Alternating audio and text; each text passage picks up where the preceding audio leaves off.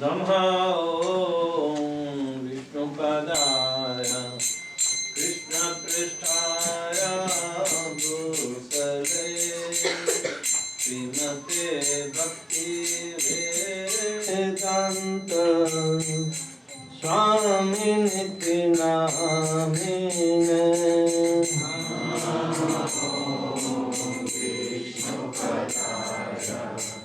कृष्णपृष्ठाय भूतले श्रीमते भक्तिवेदान्त स्वामी निति नामिने। नमस्ते सरस्वती देवे गौरवाणी प्रचारिणे निर्विशेष शून्यवादी पाश्चात्य देशतारिणे। नमस्ते सरस्वती देवे गौरवाणी प्रचारिणे निर्विशेष शून्यवादी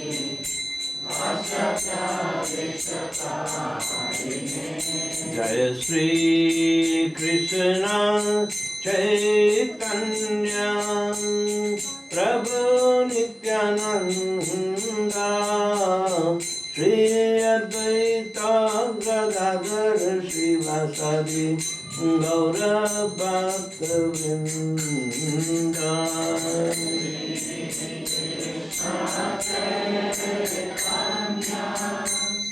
प्रभु नित्यानंद श्री अद्वैत गदाधर श्रीवासादि जय श्री कृष्ण चैतन्य प्रभु नित्यानंद श्री अद्वैत गदाधर श्रीवासादि गौर भक्तवृंद।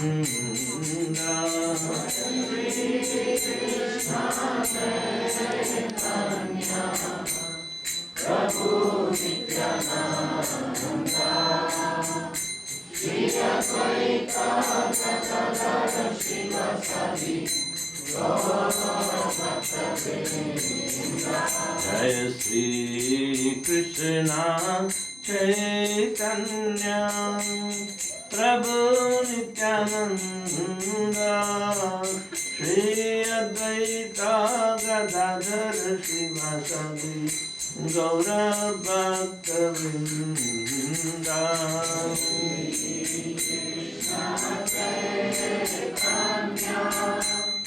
प्रभु Nityanand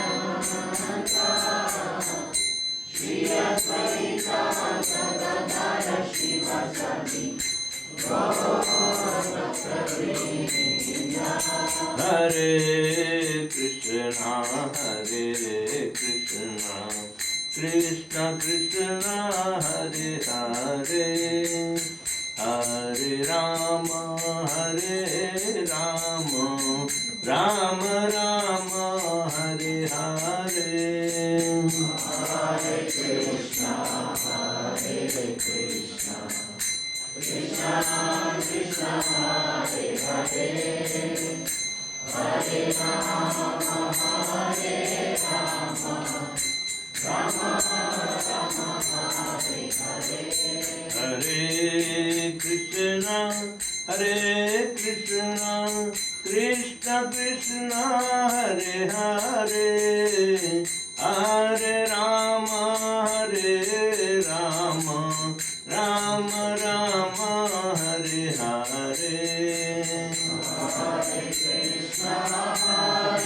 Krishna Krishna Krishna Hare Hare Hare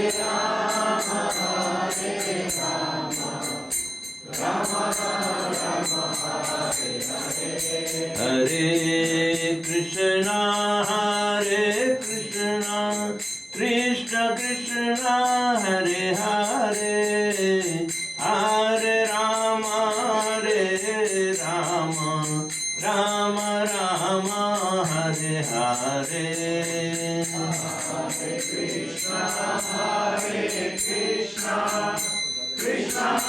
Krishna Hare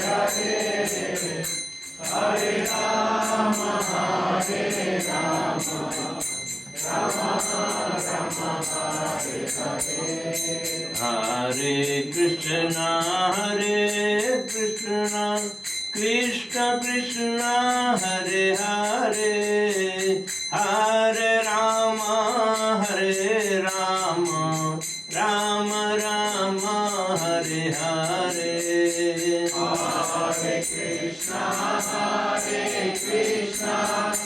Krishna Krishna Krishna Hare Hare Hare Rama Rama Rama Hare Hare Hare Krishna Krishna Krishna Hare Hare Hare Rama Rama Rama Hare Hare Hare Krishna Krishna Krishna Hare Hare Hare Rama Rama Rama Hare Hare Hare Krishna Krishna Krishna Hare Hare Hare Rama Rama Rama Hare Hare Hare Krishna Krishna Krishna Hare Hare Hare Rama Rama Rama Hare Hare Hare Krishna Krishna Krishna Hare Hare Hare Rama Rama Rama Hare Hare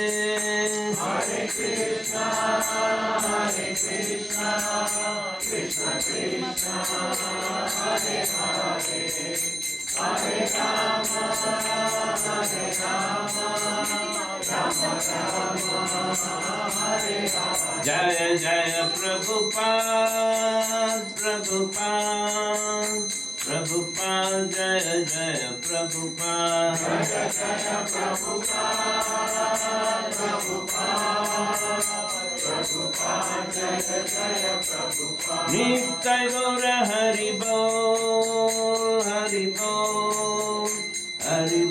Nitai Gaura Hari Bol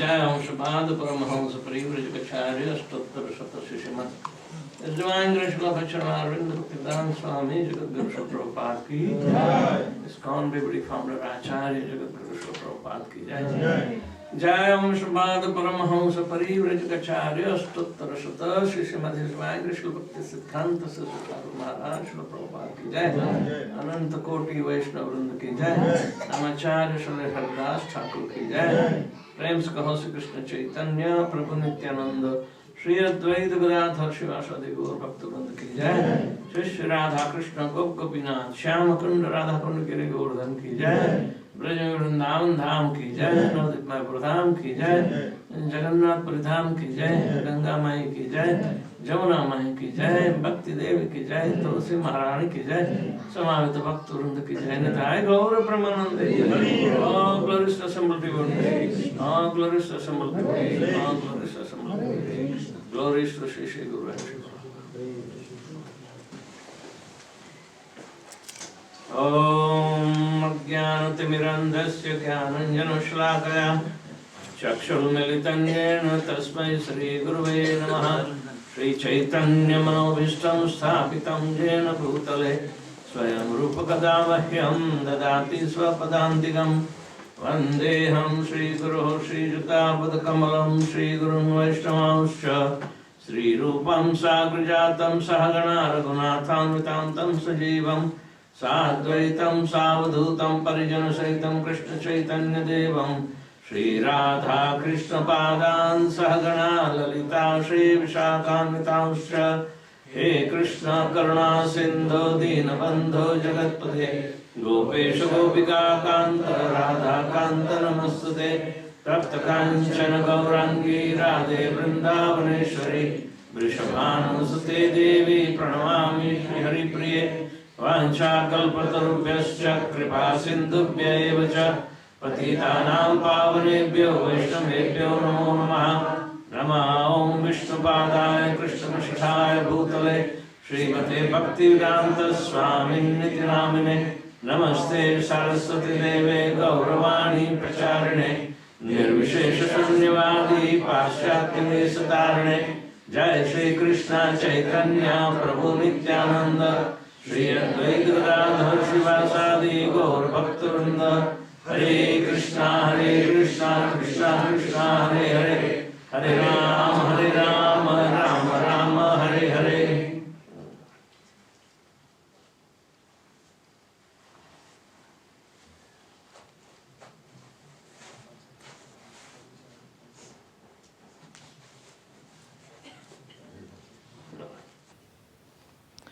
To introduce the ideal Grihastha ashram, the idealism is based on the purpose of the Grihastha ashram. When newly married couple, they do not understand what is the purpose of getting married, then the whole foundation is completely not there.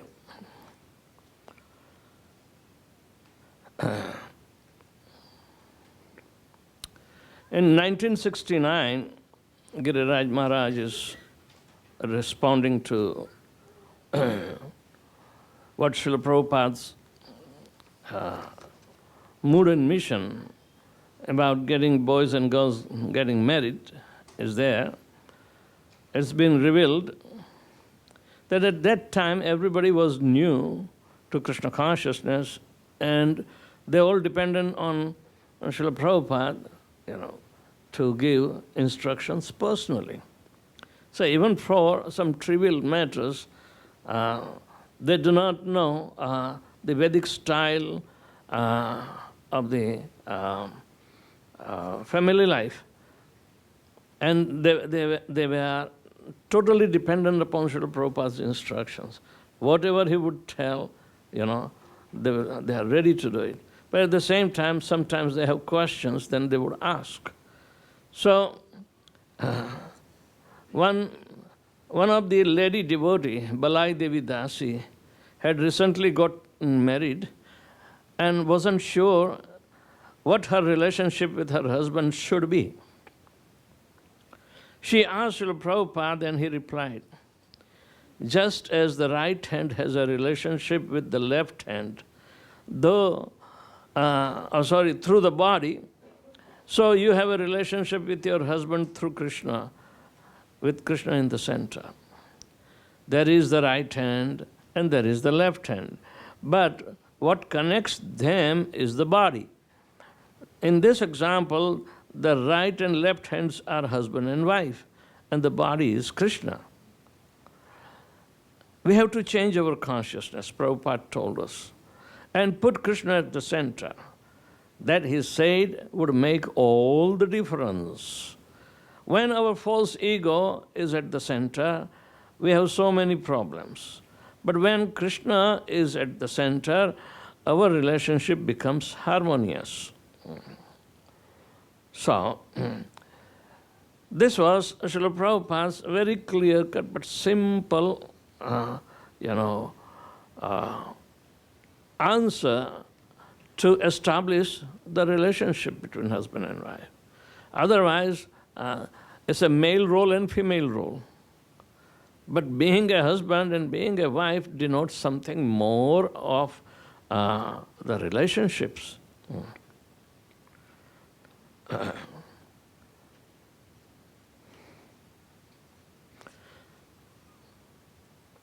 So, there is another statement of Srila Prabhupada in explanation of Queen Kunti's prayers also.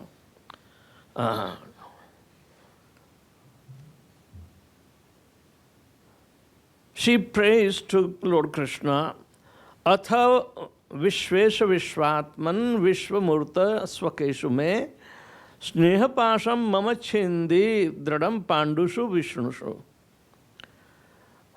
O Lord of the universe, soul of the universe, O personality of the form of the universe, please therefore sever my tie of affection for my kinsmen, the Pandavas and Vrishnis.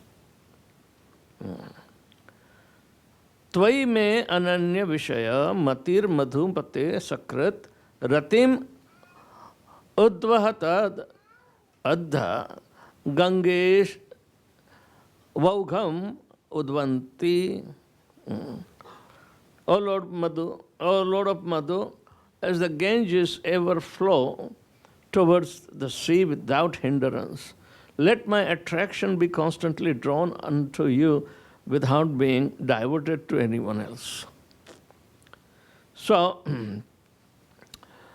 in these two verses, Srila Prabhupada is explaining the whole purpose of the relationship as well as the fruit of such relationship, that is love of God.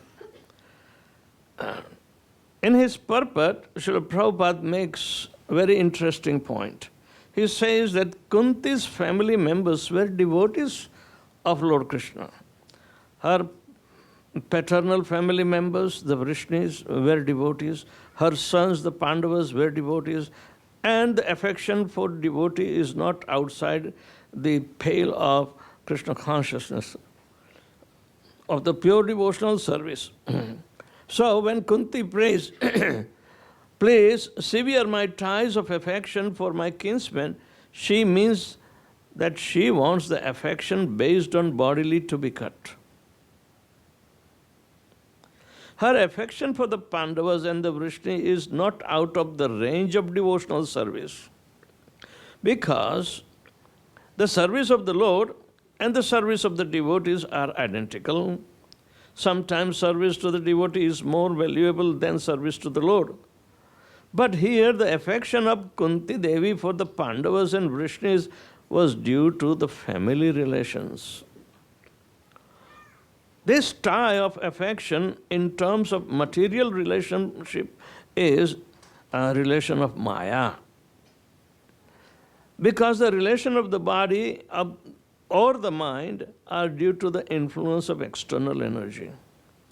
Relations of the soul established in relationship with the Supreme Lord are factual relations. When Kunti Devi wants to cut off this family relation, she meant to cut off the relationship of the skin.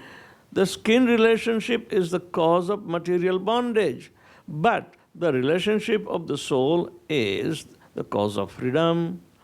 This relationship of the soul to the soul can be established by the medium of a relationship with the super soul. This is in Srimad Bhagavatam, 1st canto, 8th chapter, 42nd verse. So, in short, there are two categories of relationship or of affection, one based on the body and another based on the soul. Soul to soul, through the medium of the super soul. The super soul is the supreme soul. When Kunti prays, please sever my ties of affection for my kinsman, she means the affection that is based on the body, so that only the affection based on the soul remains. Affection based on the body leads to the bondage and death, whereas affection based on the soul leads to liberation and eternal life.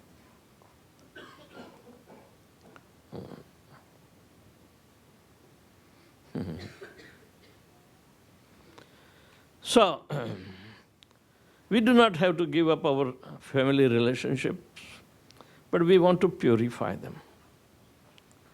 We want the material aspect, which is based on the body, to become less and less important. And we want the spiritual aspect, which is based on the soul through the medium of the super soul, to become more and more prominent. The more the spiritual dimension of our relationship becomes prominent, the more our relationship becomes congenial to our happiness and ultimate success of life, which will be eternal. One authority on the marriage said, marriage is not supposed to make you happy.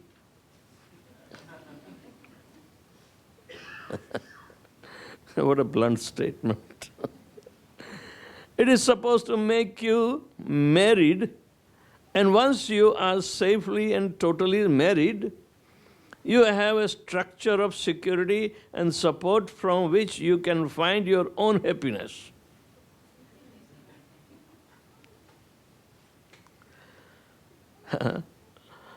We are not in any illusion that the marriage per se will bring us happiness, but we want to work on our marriages so that we can function well as part of the unit and the family unit, and within the relative place and mutual support of that unit find our own inner happiness, which is the only real happiness there is. Srila Prabhupada later wrote to Balaidasi, in the materialistic marriages, generally there are too many troubles and frustrations because the basic principle for both husband and wife is their own personal sense gratification. Therefore, there is inevitable conflict and divorce petition. But in Krishna conscious marriage, the basic principle is for both husband and wife to serve Krishna nicely and to help the partner advance in spiritual life. In this way, both the husband and wife are true benefactors for one another, and there is no question of any serious conflict or separation. So I am sure that to have such nice parents who are devotees of Lord Krishna, your child Nandini is very, very fortunate. In Bhagavad Gita, Krishna instructs that for one to be born in the family of devotees means that such person was the most pious of all living entities. To raise Nandini very carefully in Krishna consciousness, and surely Krishna will bestow all blessings upon you and your family. Prabhupada wrote this on 21st July 1969 to Balaidasi. So, here we take the preamble in order to keep this focal point in all the discussions or pertaining to anything that we discuss about the trivial difficulties, common difficulties. We need to seek solace and try to come to this central focal point as a resolution, as a means to mitigate that problem.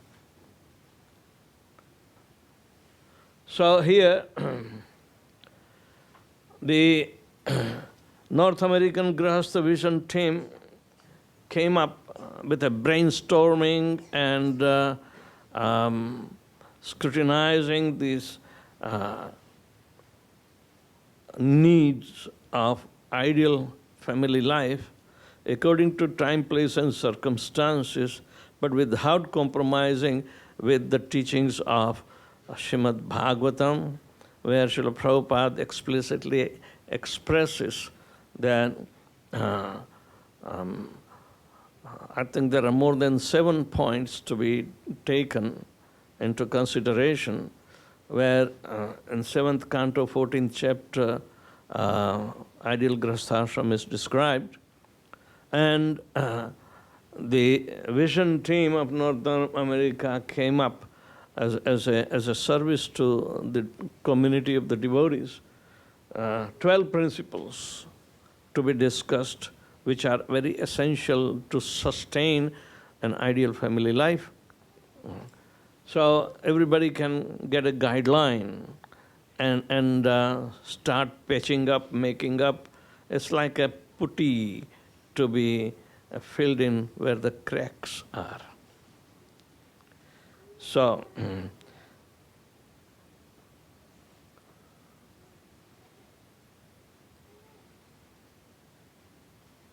what is this? This is a new cursor to me. Okay. Principle one is alignment with Srila Prabhupada's teachings. Alignment. Prabhupada, again in a letter of 12th September 1968, he wrote, "We require so many householders to set example for others how in Krishna consciousness we can live peacefully and sanely even in married life." Generally, married life is an insane life. To live sanely in married life is a great achievement. And there we require Krishna consciousness to play important role.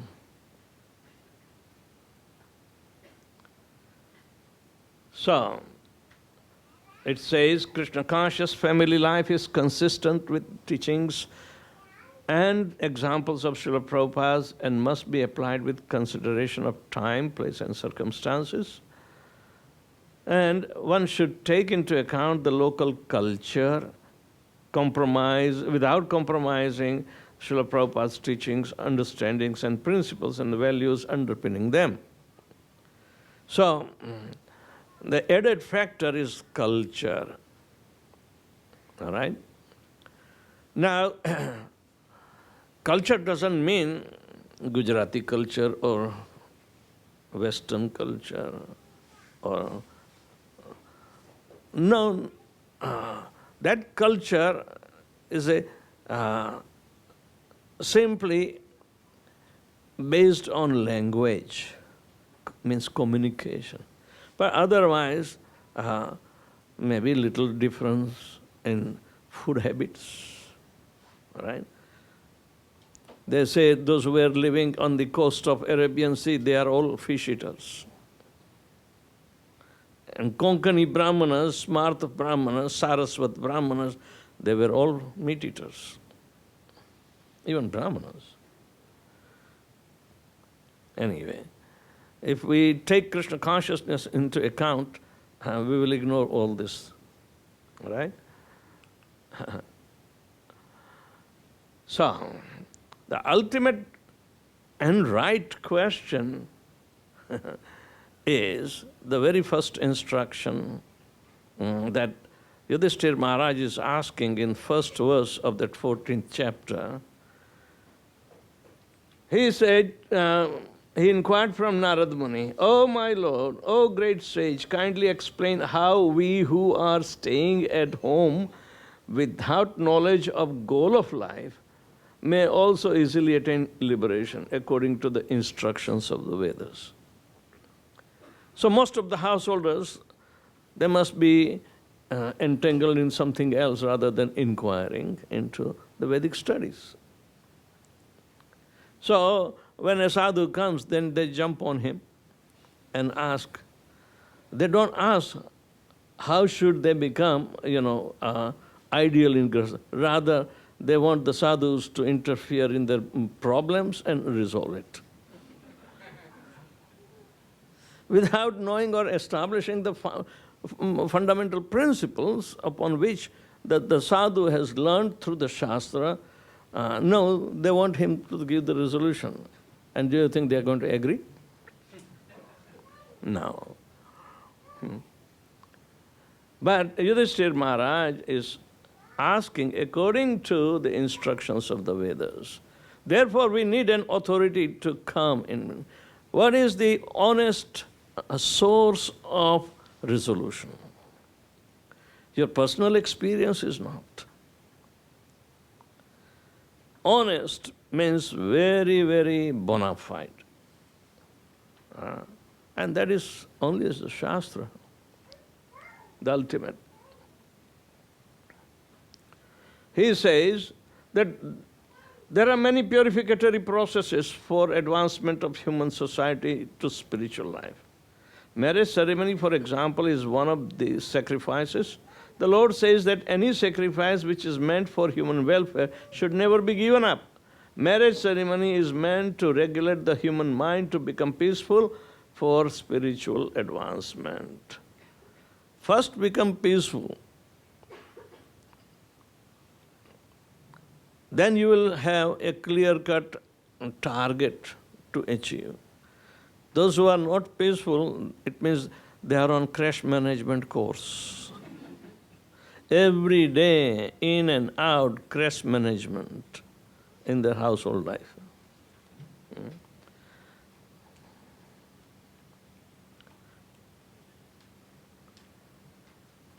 Elements of these sacrifices are listed as duties in the 14th chapter of 7th canto of Srimad Bhagavatam, and they are as follows. These are the countdowns.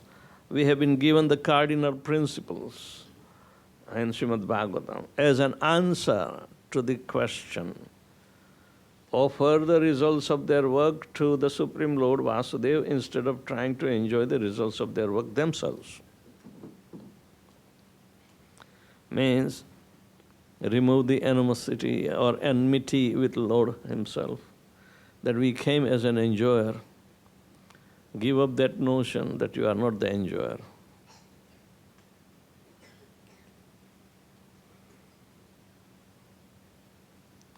Second is associating and hearing from saintly persons, which will gradually awaken the living entity from the dream of family attachment. This is the dream of family attachment. It was not there before and suddenly it pops up. What is the difference between family attachment that suddenly pops up and gradually develops?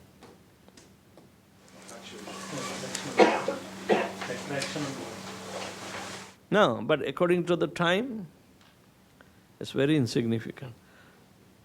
In the terms of eternity, in the terms of relationship with Krishna, and the soul is expressing its eternality,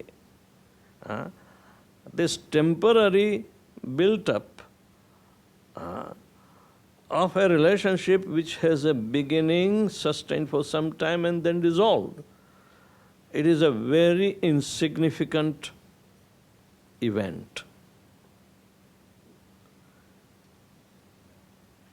And we are told, if you want to live happy, then have your wife faithful, and you remain faithful to her, so you can come back 7 generations to witness more grilling.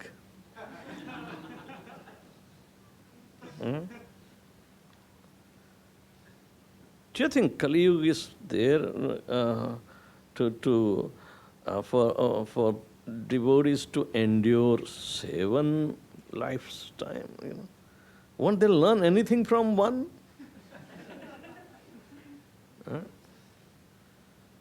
Anyway, wishful thinking is there. So, that is the second principle. Hear from the sadhus all the time. Working only as much necessary and being attached to the family and social affairs only superficially while being internally detached. This is the crux of all the crooks. The central pivotal point is to become successful in married life means remain as an expert provider for keeping body and soul together of every dependent, and always ready at any time, because that is the need, physical need. But make sure that you do not get entangled. The provider should not get entangled and become attached.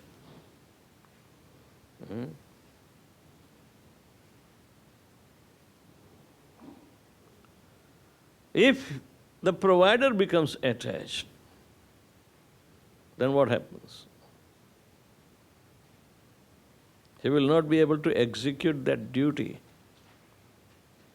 for the dependents efficiently.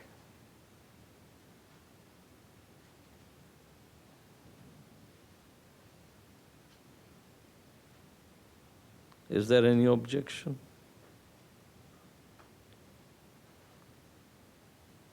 If the provider becomes attached, then there will be so many faults arising in his performance. Because if he becomes another selfish to carve out his own share separately, then there will be no harmony. He will be another contender, and he may execute his first right to have his lot and then give to others. So neither he remains faithful to the family nor to Krishna. So make sure, it's a big responsibility that we are supposed to take care of the family and work only superficially, in the sense that as far as body is concerned, body's needs are to be provided. It is said in further instructions of Narada Muni that you do not have to provide only to your family members. Everybody else is also dependent on you. So you should make provision for others. Then your attachment will tell, why do I have to do that? I have no attachment for them, and yet I have to provide for them. I will provide to whom I am attached.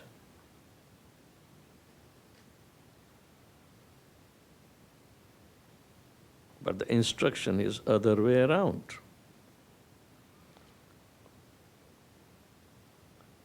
The instruction is not to get attached to, means you should not be bound up with the fruitive results of your own karma. Because ultimate aim is to not only think of your own liberation, but liberation of others who are your dependents. An attached person cannot be liberated.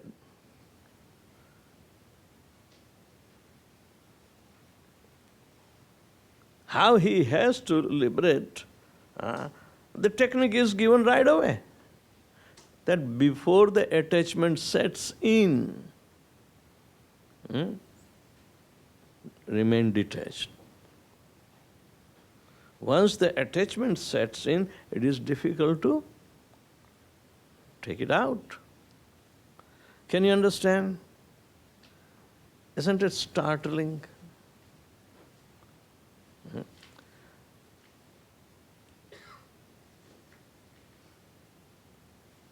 Another blow, not claiming proprietorship over more than necessary. Oh, we learned that in Ishopanishad. Everybody knows this sloka. But application, hardly anybody does. Ishavashyamidam sarvam yatkinchat jagatyam jagat tena tyaktena bhunjitha. We never think of what is left aside for us. I will do it myself. How much I need. How does Krishna know how much I need?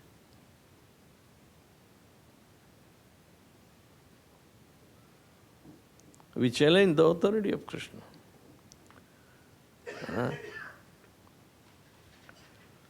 Tena tyaktena bhunjitha means your functions should not be disrupted.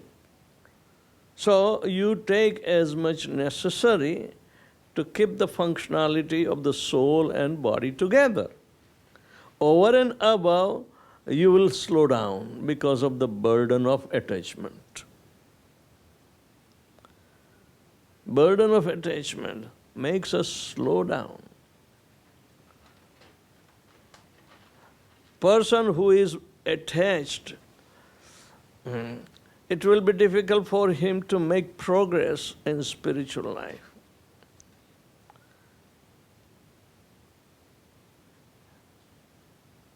Even the burden is unseen, not being visualized, burden of attachment. But when he starts counting the duties, and he puts the duties as his priorities other than the fundamental duty that he must work for the pleasure of the Lord. Naturally, the burden is forced upon us. It will be levied. So naturally, we can't carry the burden. It makes us slow down. So there will be naturally slow progress or none. Depends on how heavy the burden of attachment is.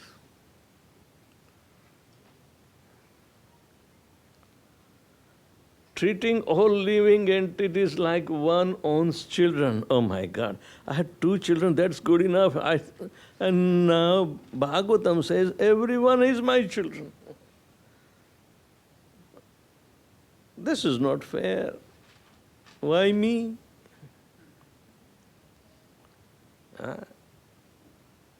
But you are a Grihastha. You are established in a very steady position to execute this service. Otherwise, brahmacharis are not established to do a steady job.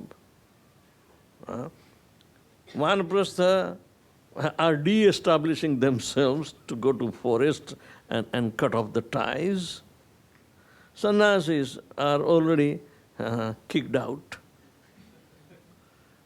They are not responsible for this. Only Grihastha, you are staying at one stable ashram. And you are supposed to make progress. Prabhu, you can sit down and meditate or walk and also meditate. Yeah. That's how Arjuna knew. Stitadim kim prabhasheta asita vrajeta kim. The Stitadi Muni, how does he act? How does he sit? And how does he walk? Well, he's meditating and he's walking. Yes, means his state of consciousness should be so much that even in any activities of he will never forget Krishna.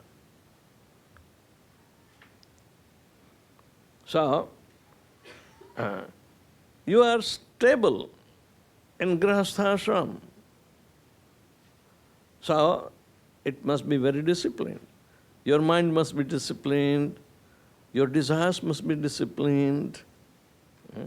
Your activities will be disciplined. So, it's an obligatory work because you are working by taking their help. So, in turn, you do something better for them. Right?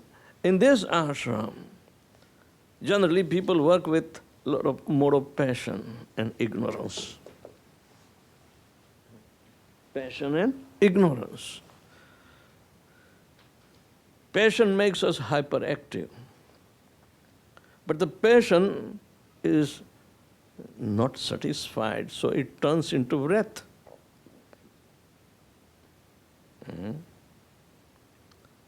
Dhyayato vishayan spunsa sangasteshu pajayate sangat sanjayate kama kamat krodho vijayate krodhat bhavati sammoha sammoha smriti vibhramaha smriti bhramshad buddhinasho buddhinashat pranashyati.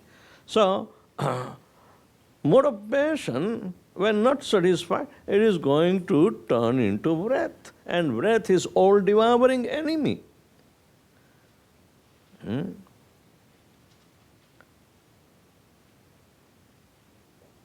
So our desires are burning. Unsatisfaction burns them. even the potency in negative reaction is humongous, and it affects us adversely. So we burn from inside. Oh, I'm unsuccessful. My desires are still there. What can I do? So unnecessary situations are being created because of uncontrolled situation, even though we have been given opportunity to be established in homes. So when we are given the added facility, added services, the responsibility to treat all living entities like one's own family members. And all living entities means all the species of 8.4 million species of life. Here they are shown only 1, 2.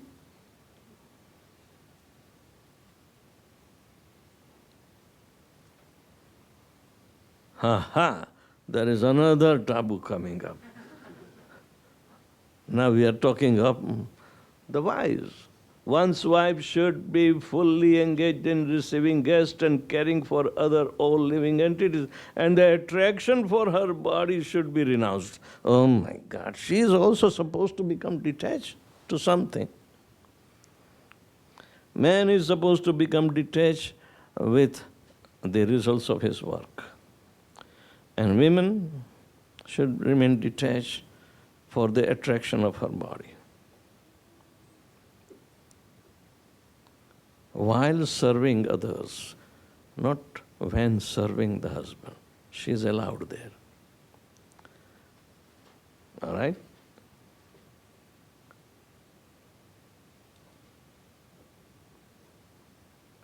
So,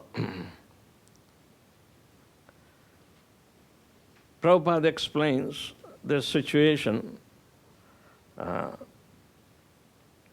in the marriage of Kardam Muni and Devhuti. In the perpetual Prabhupada's writes, the household duty of a man is not to satisfy his sense gratification, but to remain with a wife and children and at the same time attain advancement in spiritual life. One who does not do so is not a householder, but a grahamedhi.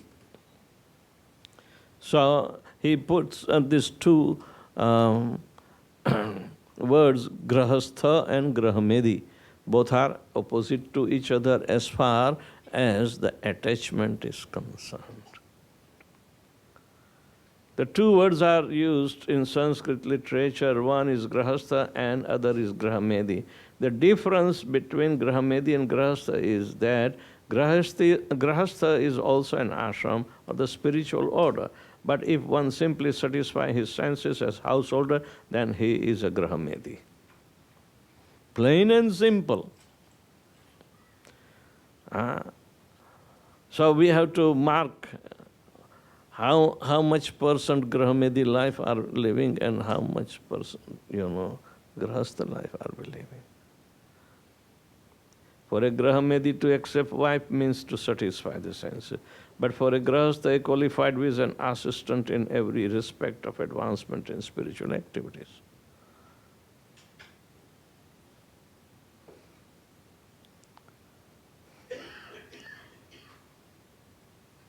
I am giving the shots, no question. So far. You can interrupt me, Prabhus, Matajis. Now comes up prasadam.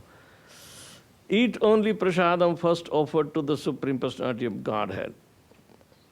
These are also coming as subsequent instructions for ideal grihastha duties.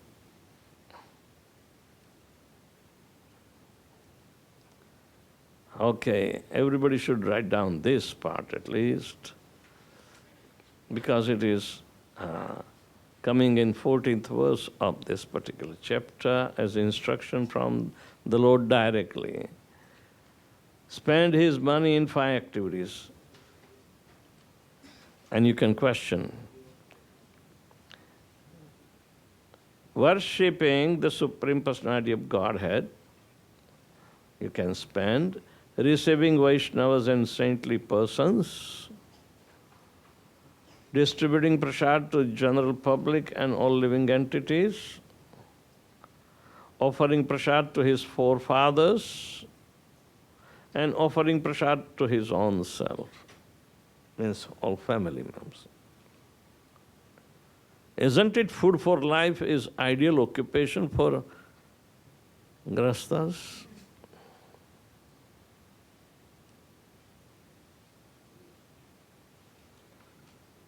Grihastha should also visit the holy places of pilgrimage.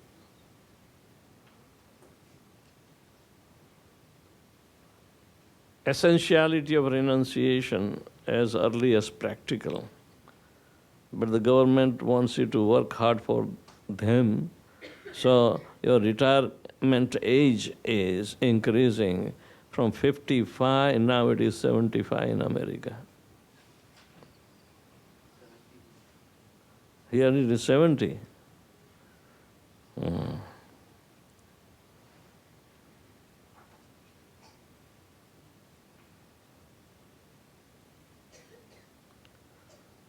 Non-essentiality of sex life.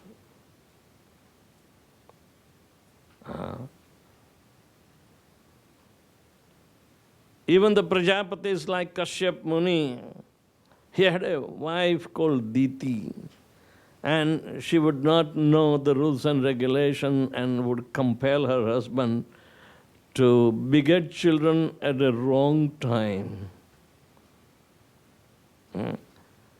The Supreme Father, Lord Shiva, is also connected to the sex life.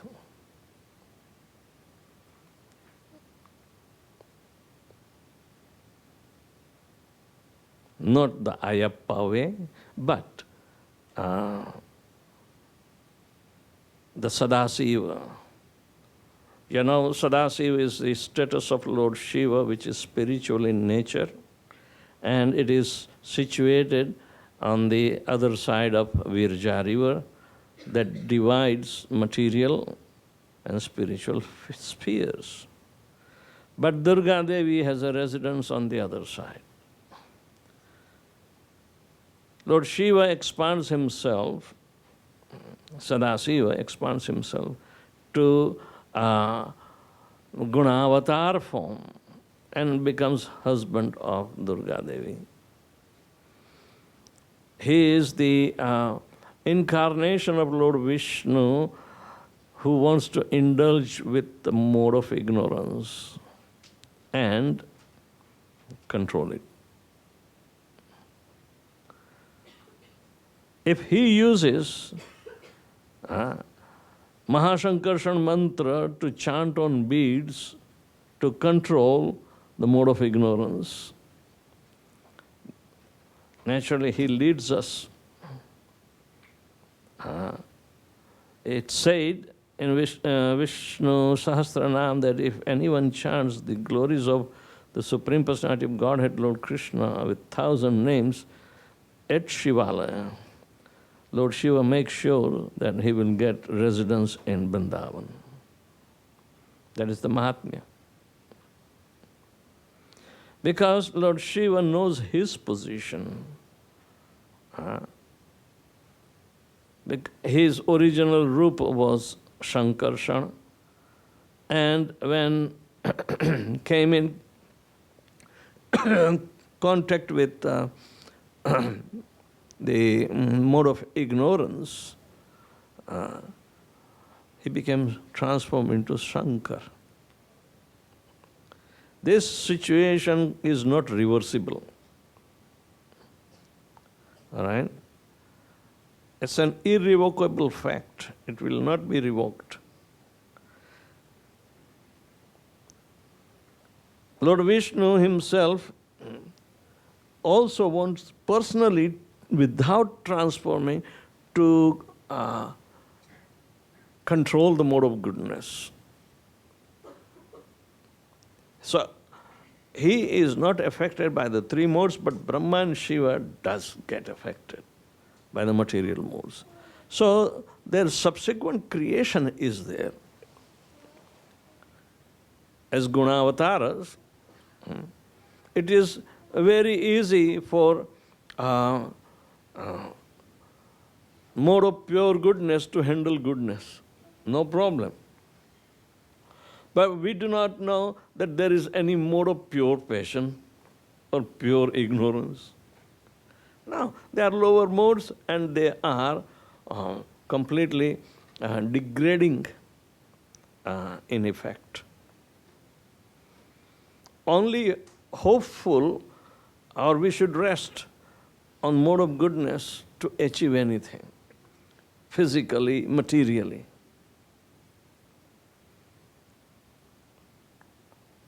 So, Diti can only produce Daityas, means the demons. Demons do not have regulatory principles, do not believe even.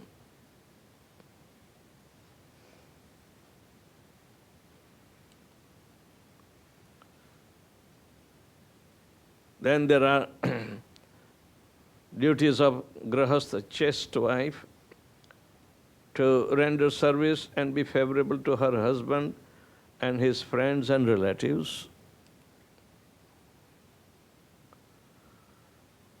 Again in the purport, Prabhupada repeats the same thing. So it is the duty of a wife to take charge of the household affairs and not to compete with her husband. A qualified wife is an assistant in every respect for advancement in spiritual activities.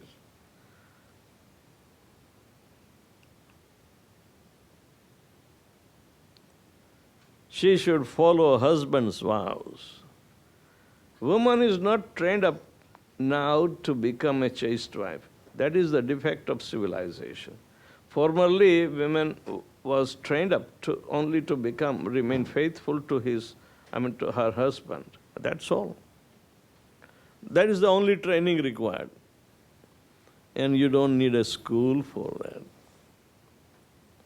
Association is the only requirement.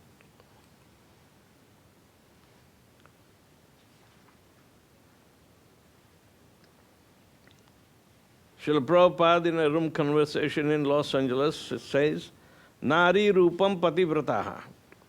Woman's beauty is how she is faithful to her husband. That's all. If a woman is trained up not to talk with any other man except her husband, that is her beauty. That enhances the beauty and prestige. This is Vedic knowledge.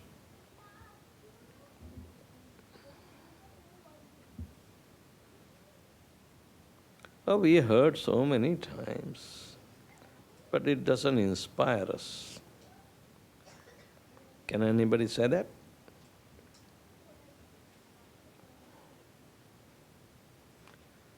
Oh, you are talking of old times. Now we have to put our foot parallel to our husband's foot. We have to walk together, not walking behind. It is inferiority.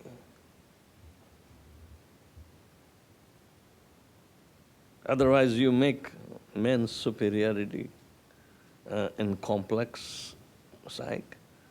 It turns into ugly male chauvinism.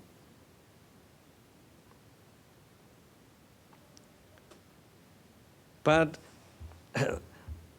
starting from the basic foundational instructions for mothers is to remain protected, will be violated, exploited, and misused or abused. Because on one behalf, we say they are male chauvinist, and if we are subjugated, then there is not an exploitation. Oh, we cannot express our desires, our feelings, our concerns. But no, in Krishna consciousness, if you keep Krishna, then everything is possible and everything will be adjusted. But alone without Krishna? How can it be possible? So modern culture of not giving proper training to the women, how to become faithful to their husband, is the lack of education.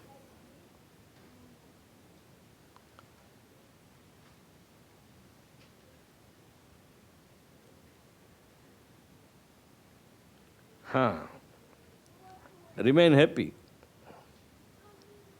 To wear attractive and clean garments for the pleasure of her husband. You can decorate yourself. But it's a private affair that keeps the bond of not bodily attachment, but the bond of responsibility together. We should be bound by the responsibilities and accountabilities. They call, these are the two wheels and the rail track of spiritual guidance. They have to move together. Yes, that is spiritual equality. We'll discuss these points in the next session in a very elaborate way, because there are lots of instructions on that. Okay. Another duty that comes to keep the house clean, tidy, and romantic. Oh, that we were told. There is no objection here. Execute the desires of her husband. Oh, we know it. And be modest, truthful, and speak in sweet words. If husband is not irritating. Otherwise, we also know how to do.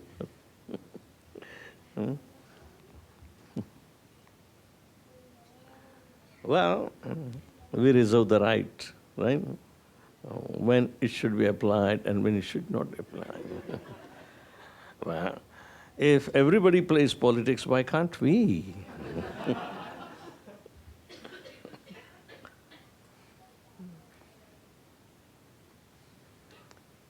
She should be in control of her senses, satisfied and not greedy. Maharaj, you should tell my husband too. Why me only? Be expert in managing household affairs, fully conversant with religious principles. Yes. Every husband is not a male chauvinist pig, but he may have false ego. To be a husband means to be protector or owner or proprietor. They think they own me. No. There are a lot of ugly cases on the ownership of woman comes. Your father did not give me dowry enough. I will show him by harassing you. So many ills of the society have been proliferated simply by misunderstanding the women's instructions. They think they must be income generating source.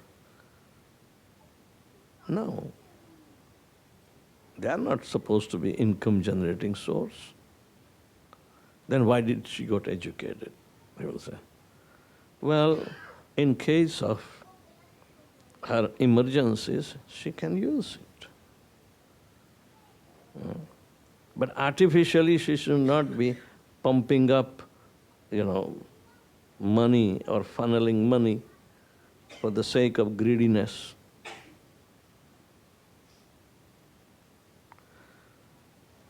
So, another duty, engaging with affection in service of a husband who is not fallen.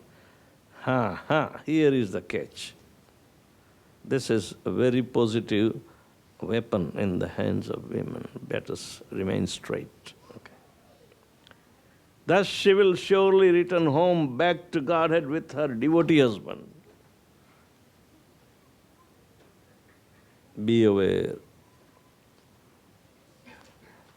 A devotee husband is not supposed to be fallen, means sense gratifier.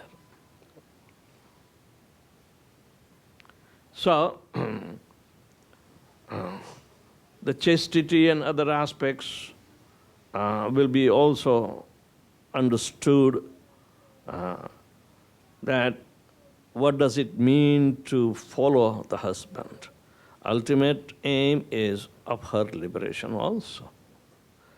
So, Devahuti and Kardammuni's marriage has been weaving all these concerns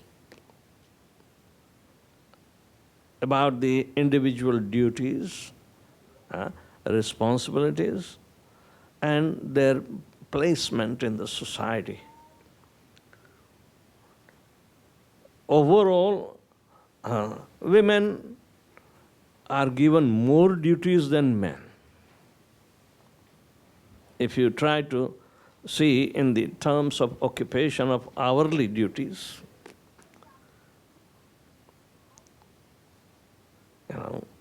women have more.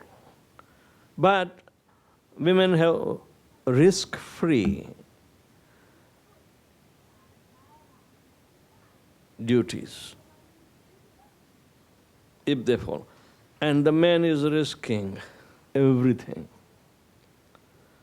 They can endure because that kind of body is to endure the risks. Women's body cannot be enduring the risk. They have to be protected, they have to be provided.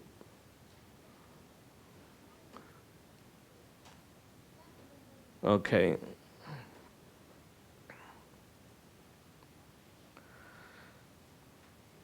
Now, this gives us an entry into the second principle of spiritual growth and progress.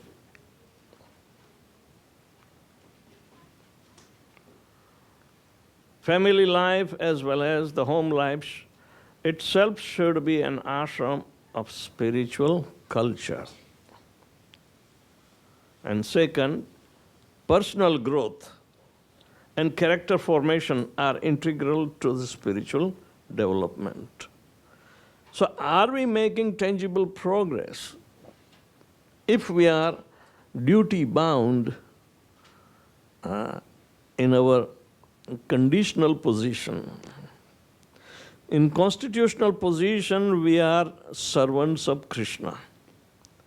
But in conditional situation, we have been allotted our duty with spiritual equality and material difference. So therefore, the second principle should give equal opportunity for spiritual growth and internal progress. For one who is provided, a husband may write a will that upon his accidental death he will receive $1 billion and nominates his wife. Wife should have to pray, make it fast, Krishna.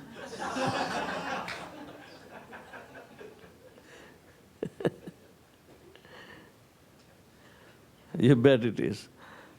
She will never remain happy if she does that. Why?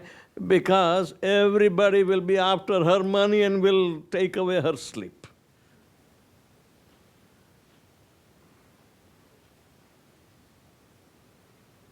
Recently, one of our acquaintances in Fiji, the husband died of leukemia, and they did not have any issue. She is religiously inclined. She came to Vrindavan and, yes, I want to dedicate my life, but where is the money? The money was all tied up in litigation. A brother-in-law says, this is my property. My brother left. It is between us two. So she's stuck. Millions of dollars. But they are stuck. In stuck situation, anybody can take disadvantage of him. So, she should always do Karwa Chauth every year in order to make sure her husband is protected. Because protection of the husband means her own protection. Security. Protection means security. So much security. So, here we go.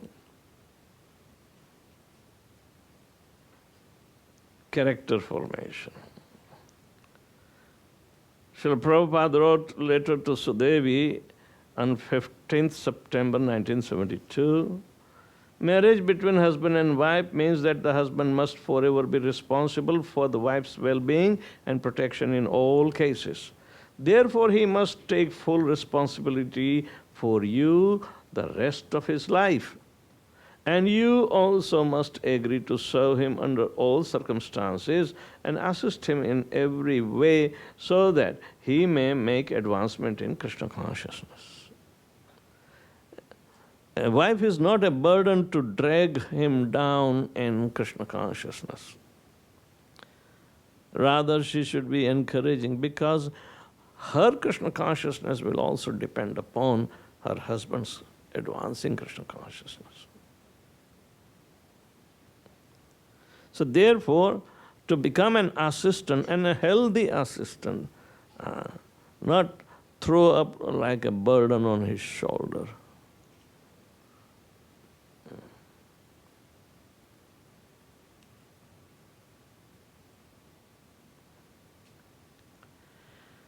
Third is the understanding that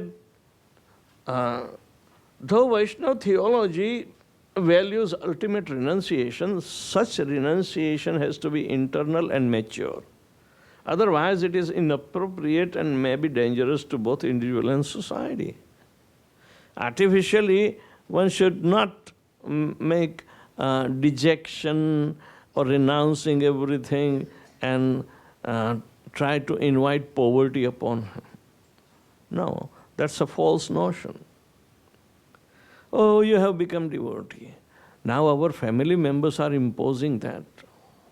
Yesterday we touched that particular point, that, oh, now you are residing in Australia, in Melbourne. Oh, you have your own house. Oh, so what do you need this, our common ancestral property for? You are not going to come and live here, only we. So here we are the proprietors. Oh, you have taken my name out from this inheritance? Just for petty benefits, people do this.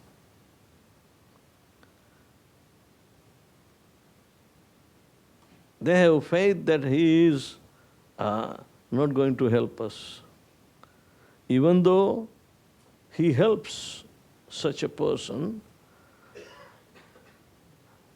he will say, yes, I'm going to do everything, but he will take out the helper's name from it.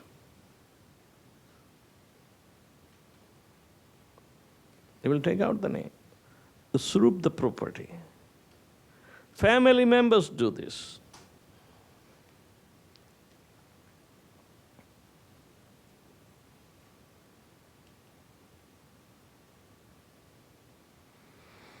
So, what is wrong?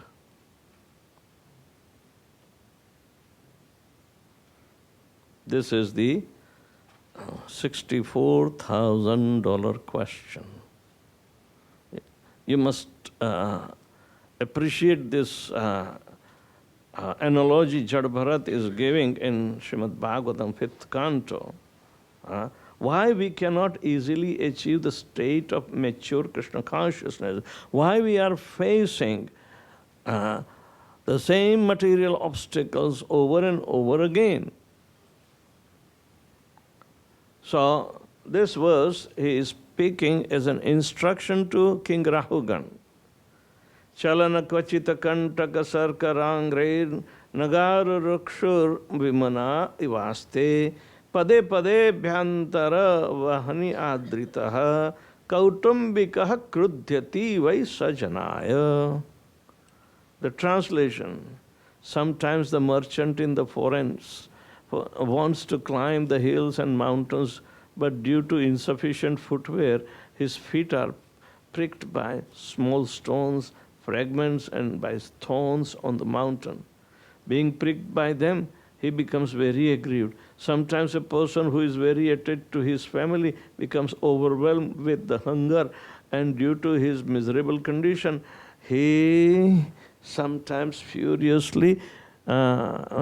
becomes furious with his family members. There is no cause, nothing, and all of a sudden, just like cloud burst, he burst upon the family members because he was perturbed somewhere.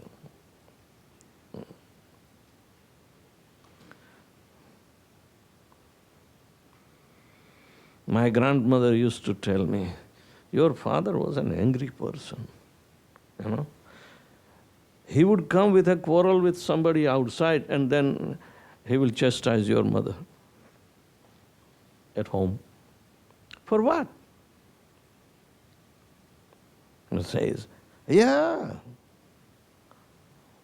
people do. They have problem out on the job or field where they work, and if they felt, discouragement, and they become very repulsive in nature, they become angry, but the anger comes out at home. Is it a correct statement? My grandmother is right or wrong? No, this is a question to the mothers only. Because it's such a behavior of the fathers or the husbands. Have you got some experience like this? Anybody? Yes or no? You understand that? Have you got this experience that sometimes unnecessarily we become volatile and our anger of somewhere else is dumped on somebody else's? So, a merchant who is dependent upon the products of the jungle, for the sake of his own indulgence and to make the ends meet or to make family members happy, he has to take so much risk. And the risk is discomforting him. So the person who is taking the risk himself is not happy with the situation. Sometimes he is pricked. But then that reaction is not tolerable for him. So how he empties out the intolerability? To dump it on somebody else. And generally the wives and children become victimized. So, Jad Bharat is explaining, ambitious conditioned soul wants to be very happy in the material world with his family, but he is compared to a traveler in the forest who desires to climb a hill full of thorns and small stones. One may want to become very great and powerful in the society, but this is like attempting to climb a hill full of thorns. Srila Vishwanath Chakravarti Thakur compares one family to high mountains. Jad Bharat, I'm talking about you.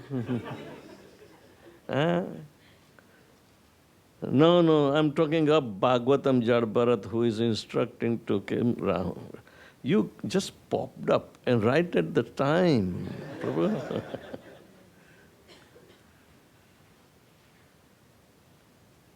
Now, this is what Srila Prabhupada explained. Almost 99.9% of the population is unhappy in family life, despite all the attempts being made to satisfy the family members. Is it a correct statement or not? Raise your hands.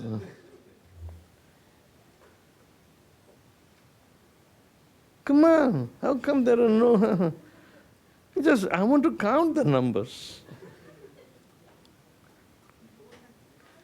And this is applicable to you also, 99.9%. Then raise your hands. Jad Bharat is exceptional. I'm happy.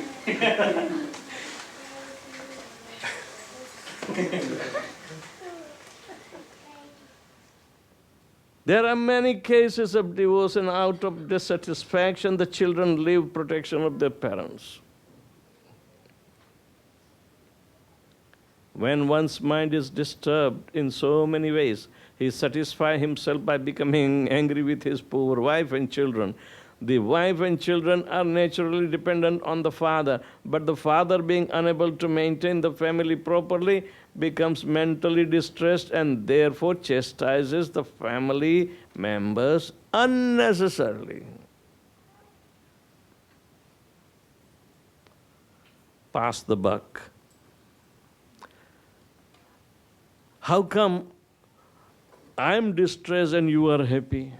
Enviousness between husband and wife is exposed. Okay, then take it from me too.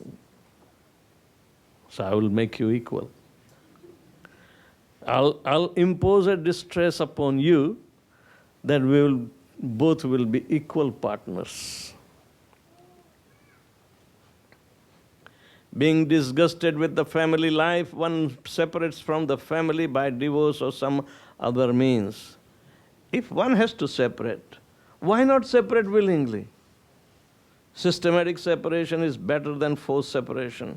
Forced separation cannot make anyone happy, but by mutual consent or by Vedic arrangement, one must separate from his family affairs at certain age and fully depend on Krishna. This makes one's life successful. Therefore, the time of detachment is also given. So, more stronger attachment you make up to the age of 55, then at retirement age it is difficult to become detached. So, Narad Muni gives an instruction. Simultaneously you work expertly, like a very obedient servant. Yes, sir, my dear wife, what can I do for you to make you happy? And if she gives list, do it, but remain detached. I did my duty. Are you happy? Okay, no problem, no problem. Good, thank you very much.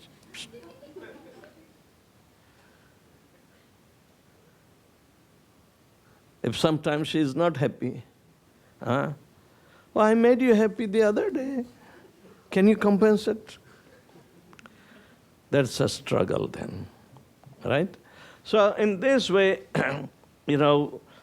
it's unnecessary taking risk over and above the keeping body and soul together by becoming ambitious.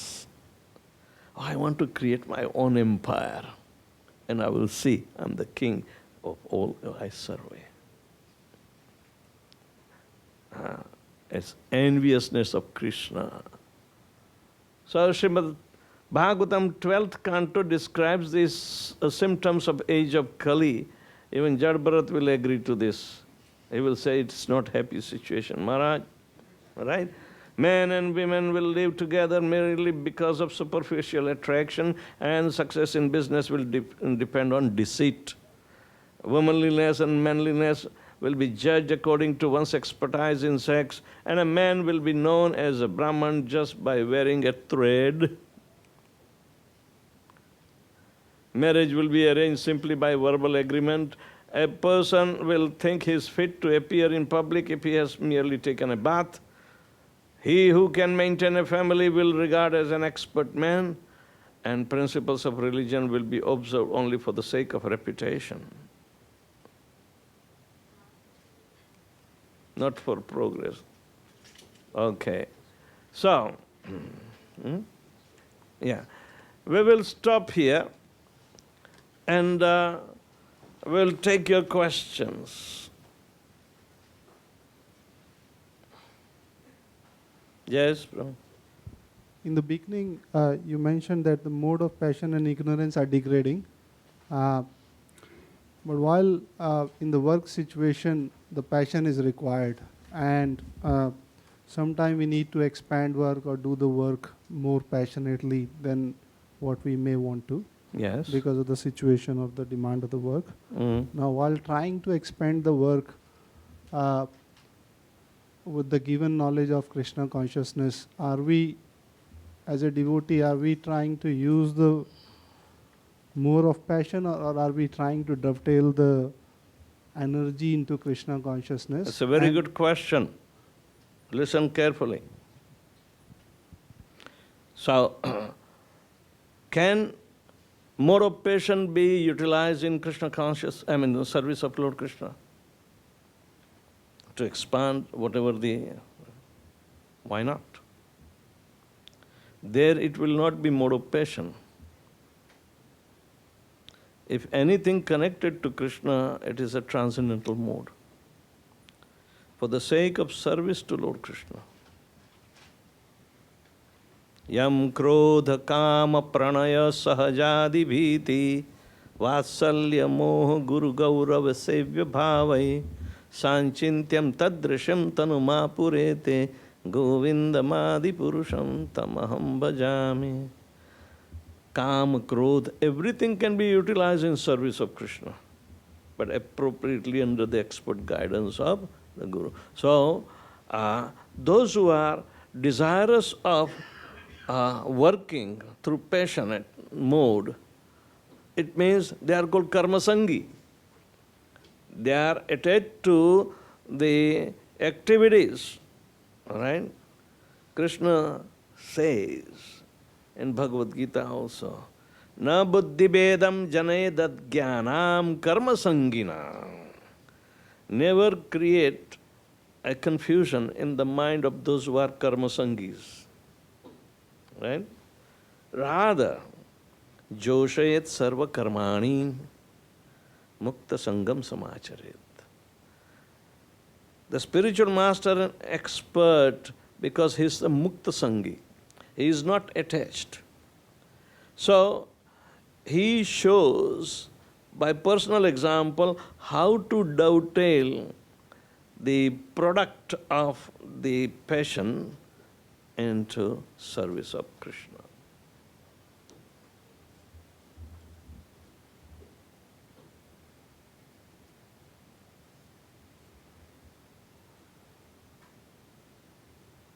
Chaitanya Mahaprabhu said, Sthane sthita Shrutigatam tanuvang manobhi. Stay wherever you are, in whichever ashram, mode, or whatever you have. That is your material position. You have acquired from the last birth. So stay wherever you are, but become conducive through the verdict of the Shruti Shastra by mind, words, and activities.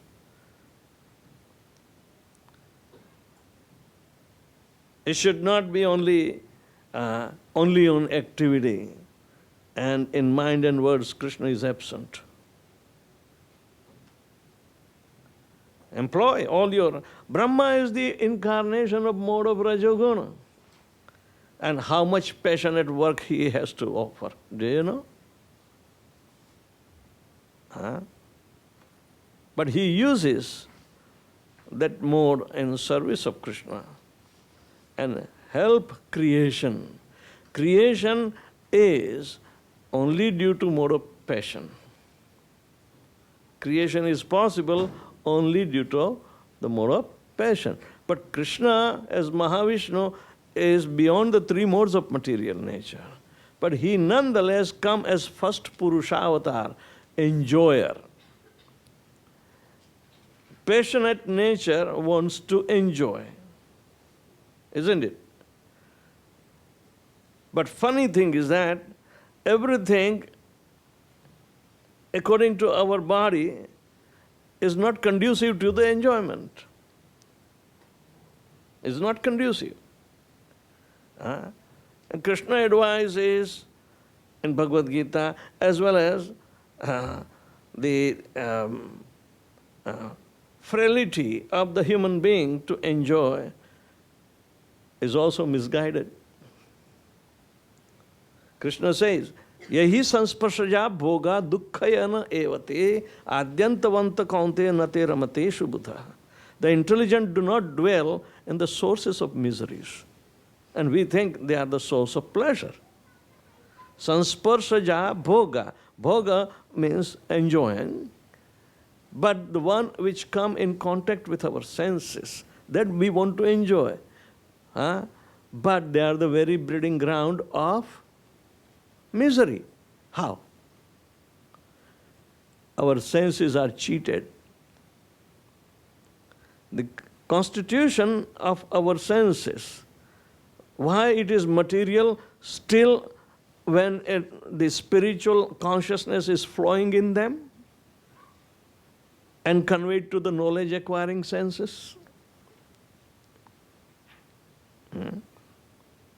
See, for example, I am feeling now sweaty, I need to drink some water, all right?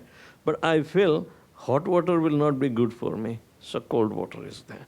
As soon as I touch, my senses come in contact with the object of sense gratification, right? This is also made up of three modes of material nature, and my sensory perception also knows only the knowledgeability of the three modes of material nature. Means guna guneshu vartayanti ti dharayan. Gunas, material modes, are coming in contact with material mode. Where is the object of sense gratification? I am cheated. I feel temporarily, oh, I like it.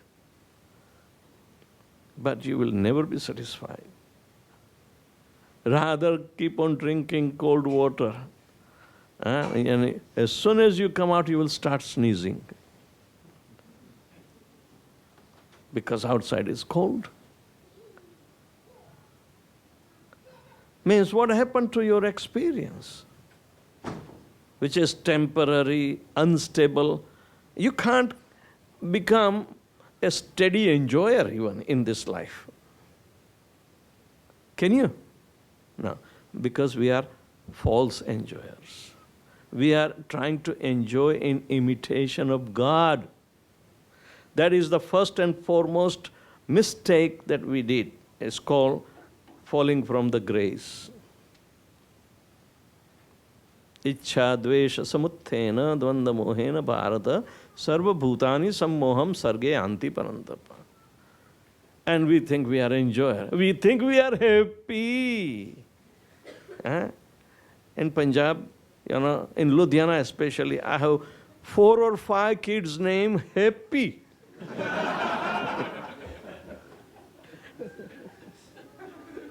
I have one in Delhi. The name is Happy. I used to beat him up. He's a son of my disciple. One time, I was visiting their home in Delhi, in Rohini, right? And he was in school, maybe in 10th or 11th grade or something like that. And he was very notorious. So he was suspended in the school, all right? And the news came to his home when I was there. I went to his school. and I beat him up. Your father's guru is beating you. Okay, he deserves it. He better be suspended.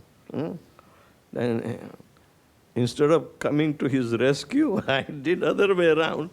So then, Maharaj, I will not do again. Give me in writing that you will chant 4 rounds at least every day before you come to school. And he wrote right in front of his teacher. He said, how come, Maharaj, you are angry? I said, I'm not angry. I'm giving him good lesson. But that's the way to deal with. Hey, very passionate. So anyway, the idea is that the situation of so-called happy is so much shaky. We think we are wishfully we will become good and we will enjoy. This is called using religious life in mode of goodness, accepting all the principle, but at the end we have the expectation of knowledge and happiness, which is going to be binding us and won't make us liberate. That's the mode of goodness is binding. It is not spiritual. We have to rise above the mode of goodness. It's called parasattva. And Brahma teaches us. Wherever you go, in any planet, or wherever you have come from any planet in this life, Brahma is instructing. This Maya means material energy. It's everywhere and acting under her jurisdiction with the help of 3 modes. All her affairs, Maya's affairs, are conducted under the guidance of 3 modes. Maya hi yasya jagadanda satani sute traigunya tad vishaya veda vitayamana. Traigunya. Every subject matter of Maya's affairs are conducted under the influence of the 3 modes of material nature. In any planet, in any universe, wherever her jurisdiction is. But Brahma, me, I'm the mode of passion, I'm incarnation. So nobody would have more passionate nature than me. But yet, Sattva-avalambi, I have to resort to a mode of goodness when it comes to deal with the Supreme Enjoyer. Parasattvam, this will help me to understand my real nature in connection with Him that is transcendental. And Vishuddha Sattvam Govindam Adipurusham Tvam Ham Bhajami. Krishna is in Vishuddha Sattva form. And our communication, our service is through the mode of Parasattva or what we call spiritual in nature. And materially, we have to remain in mode of goodness. So more the spiritual activity, goodness will subside.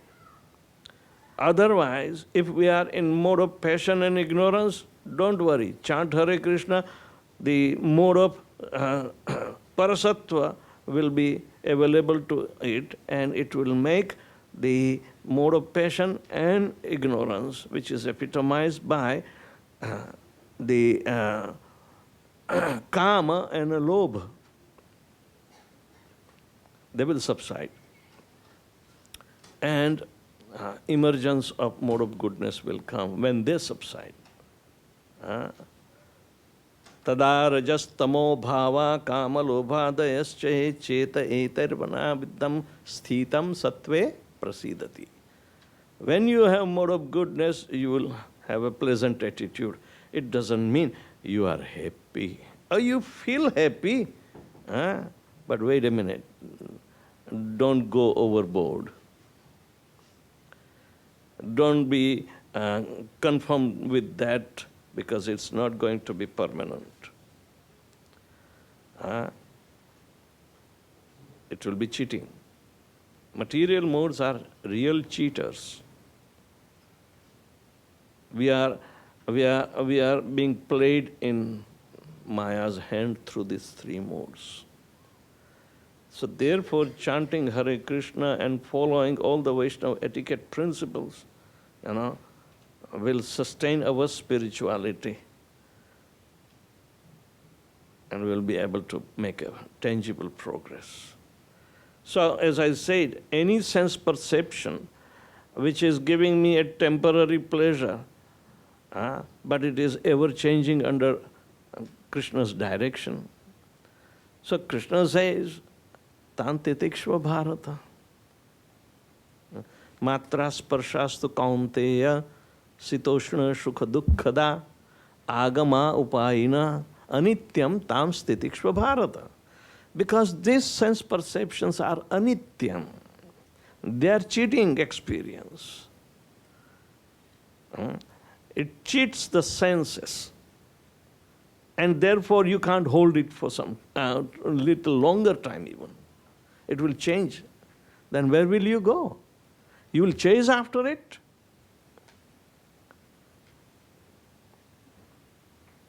You can't hold. Our patra is having a lot of perforations. How much can you hold? It will slip away without your knowledge. So like that, we have to simply tolerate these inconveniences, because we are not product of this material world. We have to show the transcendental nature beyond the three modes of material nature. If that becomes predominant, then we are successful.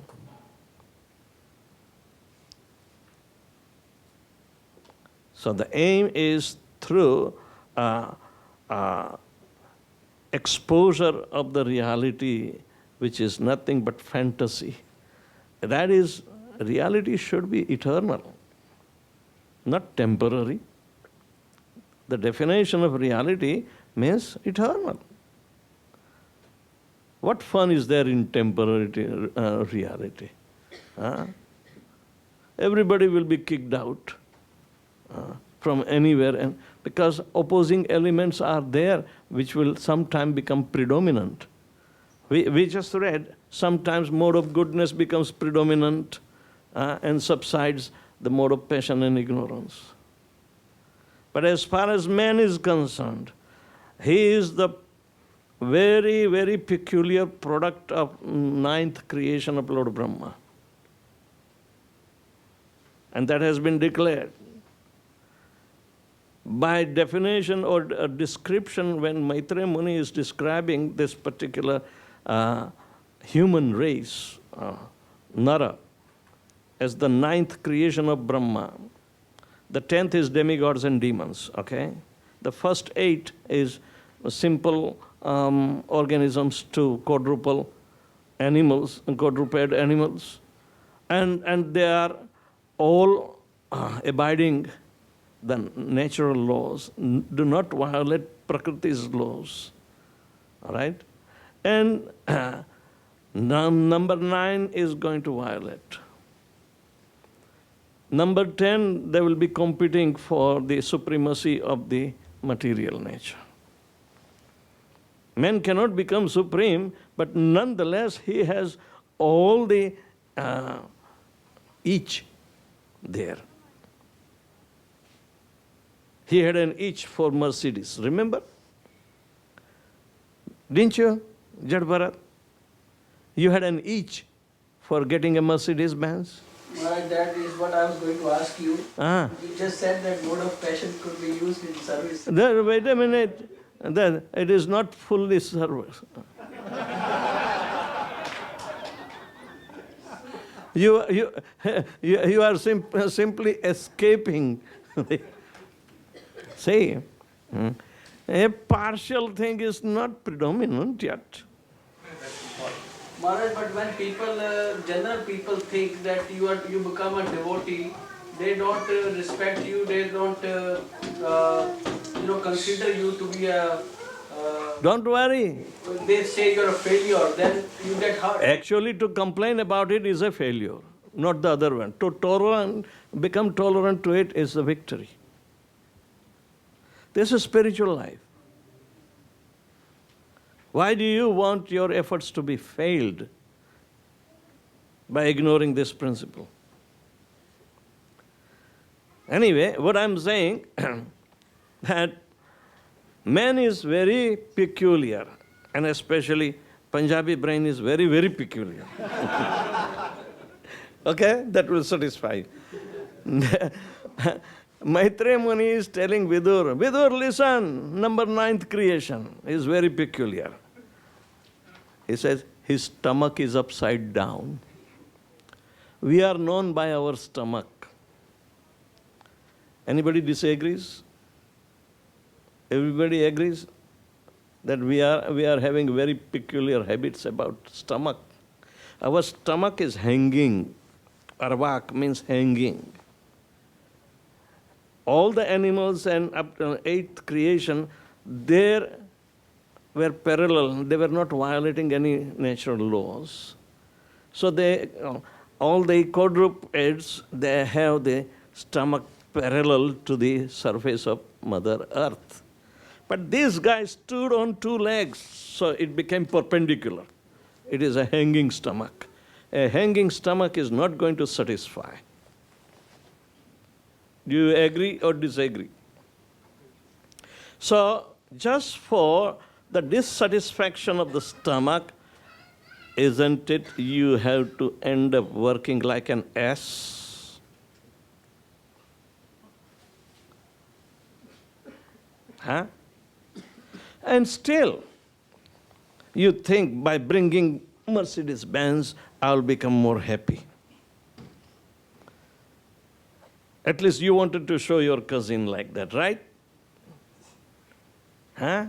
You told me all this story, remember? How much payment is still remaining? Tell me.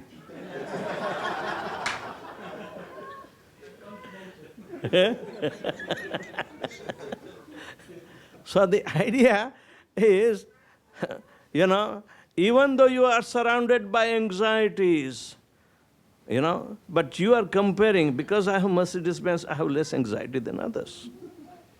So I'm happy.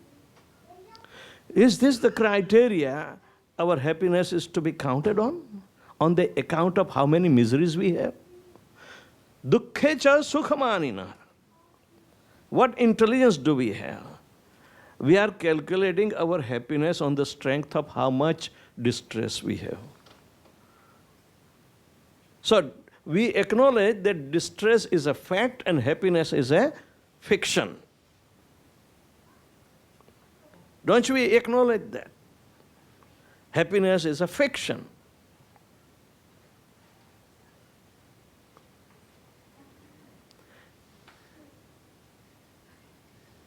Is it difficult to understand? This is Maitreya Muni speaking. Don't blame me.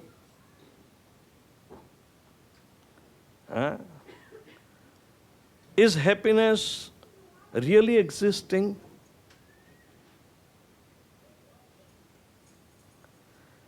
If it is existing, then why Krishna would say that Mam upetyatu kaunteya dukkhalayam ashashvatam napnuvanti mahatmana samsiddhim paramam gata. By achieving me, you will never return to this miserable material world again. And that is your perfection of human form of life.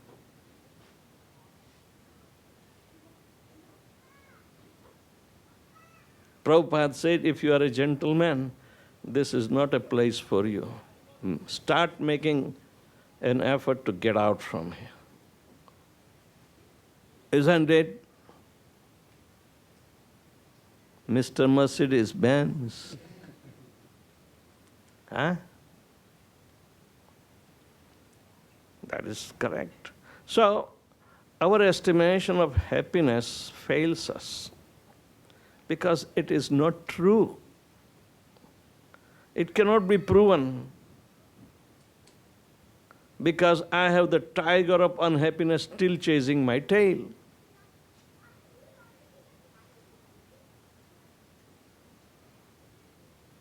Material world is like that. Stringent laws of material nature are very difficult to overcome. You think this jail is very happy? Has anybody made a happy jail somewhere?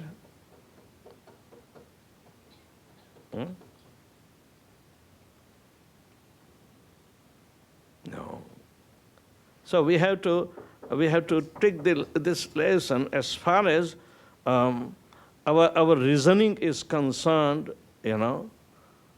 We have to take into account the arguments and full logic and reasonability.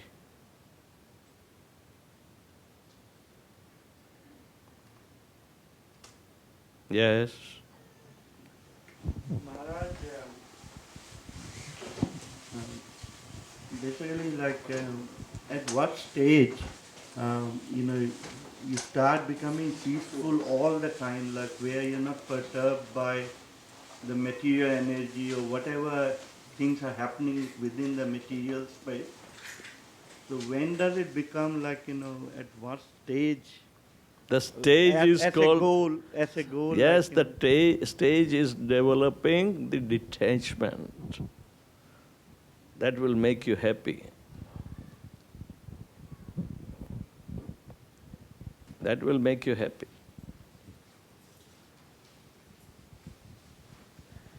Happiness or happy state of chanting Hare Krishna Mahamantra to be brought by subsiding these lower modes, and then it will help us to understand the transcendental nature of the... It will make you face to face stand before the Paramatma.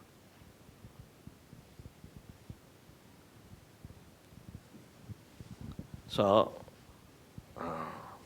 this is the process of Krishna consciousness and is easily achievable by chanting Hare Krishna, Krishna Krishna, Hare Hare, Hare Ram, Ram Ram, Hare Hare. So time is up. So we'll see again. We'll go into detail of now real fun. Hare Krishna.